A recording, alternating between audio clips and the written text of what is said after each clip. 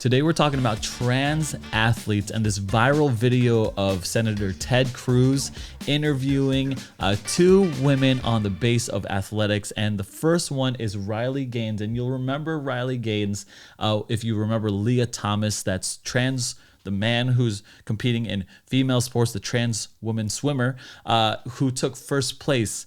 And actually Riley Gaines is seated right next to her. And you could see the pain in her eyes, right? She's like, what is literally happening? I have to smile here.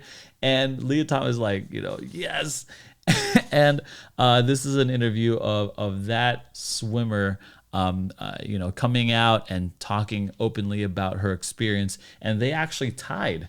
And so we'll go into what that interview, entailed here. Thank you, Mr. Chairman. Title IX was a landmark civil rights law. It helped create the incredible breadth of women's sports and girls' sports that we see across the country. I believe in girls' sports. I believe in women's sports. I'm the proud father of two daughters who are both athletes. I think participating in competitive sports is a wonderful thing for a young girl. I think it is a wonderful thing for a woman. And I think, unfortunately, today's Democrat Party has decided that women's sports and girls' sports no longer matters. And they're willing to push radical legislation designed to destroy girls' sports and women's sports. Ms. Gaines, I want to thank you for your courage. You are relatively young, but you have demonstrated incredible courage. And because you have dared to speak up, you have been demonized, you have been vilified.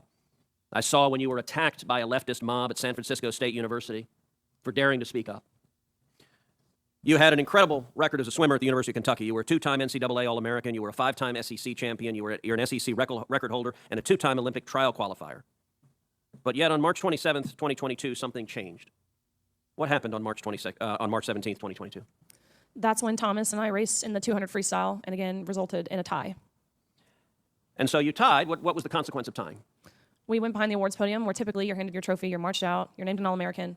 And so we go back there and the official looks at both Thomas and myself and says, great job, but you guys tied. And we only have one trophy, therefore we're giving this trophy to Leah. And I question this and I say, why? And at first, I shortened it in my testimony, but really he stumbled on his words. He didn't know how to answer this. And at first he's, well, we're just doing this in chronological order.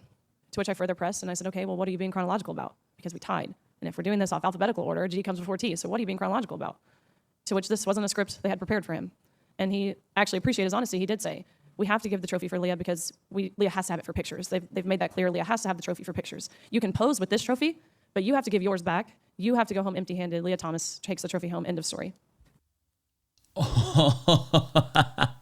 So it's not enough that this lady, a phenomenal swimmer, because she tied first place with, did you see how big?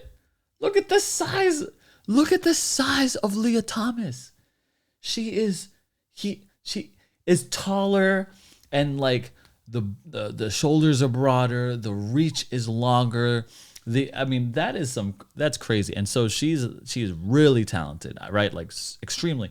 And and the officiant, I guess, said like, yeah, you guys tied, and we're gonna just give it to her anyway. Dude, that's some crazy stuff. Let's just keep it going. Now let me ask you, as someone who's competed at the elite level, in your experience, is there a difference between women and men? Of course. I think we learned this at a very young age watching even 12 and unders play. Going through puberty causes irreversible advantage that no matter the training, no matter the diet, no matter any alterable change you can make will overcome that male advantage, especially in sports like swimming where lung capacity matters so much. Even something as silly as throat size, men have on average a 40% larger throat, which sounds like it's nothing, but when you're grasping for air, that 40% larger throat makes a huge difference in athletic success, not to mention height. You guys know the differences. Ms. Rob. Yeah, I would also say like bone density, muscle density, bone structure, all that kind of stuff really plays a role. Spot on. Robinson, do you agree with Ms. Gaines that there's a difference between women and men? Stop. Do you bet? Stop. There is no way. There's no way that they can answer this question incorrectly.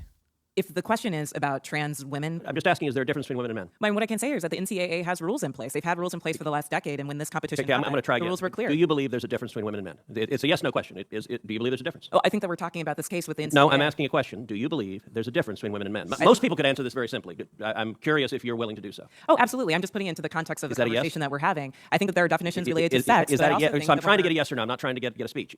Oh, Is there a difference between women and men? I think that there are definitions for biological sex. Okay, so you're which not is answering different that. than Let me gender. ask you this question then.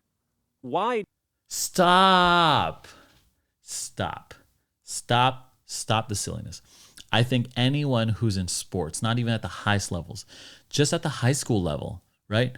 At a high school level, the difference is vast. I mean, it's obvious. And I remember this one time watching this Joe Rogan podcast, and they were talking about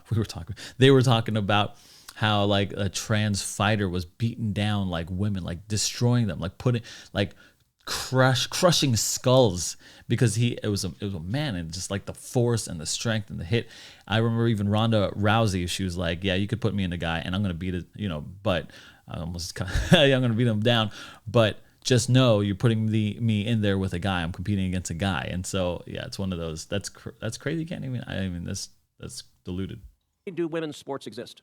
If you can't define a difference between women and men, why not abolish women's sports and just tell little girls to swim with little boys and see who wins? Oh, I'm simply saying that that sex is My different question, than gender. why and I do believe that women's sports have a exist? great value. I mean, Senator, I'll tell you right Ms. now. Robinson, please answer the question I'm asking you. Absolutely. Why do women's sports exist? I think that there's so many positive benefits to sports. But I mean, why have a we've talked separate about it category for today. women? If there's no difference between women and men, why have women's sports? I'm saying that there's a difference between sex and gender, and that the NCAA has rules in place, which they have for the last Mr. decade. Chairman, which I would determine like that to enter into related the record an participation. article from Duke Law called Comparing Athletic Performances for the Best Elite Women to Boys and Men. And it goes through examining in 2017 the top records for women in the world in various track and field events. So, for example, in the 100 meter, the top record for women in the world was 10.71 seconds. This is Now, gonna be that bad. record for the number one woman in the world in 2017 was, in the year 2017, broken by 124 boys under 18. In that same year, the record for the number one competing woman in the 100-meter dash in the world was broken by a total of 2,474 men. If the radical Democrat agenda to destroy girls' sports and women's sports succeeds, little girls will not have a chance to compete. So I ask unanimous consent that this article be entered into the record. Oh my gosh. Yeah, look, whatever your stance is on the trans debates as far as like laws or even media, or any of that kind of stuff, I'm not really interested in that talk, or even respect. I'm not interested in that kind of talk in this video. I'm more interested in specifically the athletic competition, right? It's no competition. Anyone with that could just see and observe and look at the data of just the crushing weight that these women are if they're going to have to compete with like top of the line athlete guys. It's crazy. And it's unfair, and it's not fair to women, and it's not fair at all.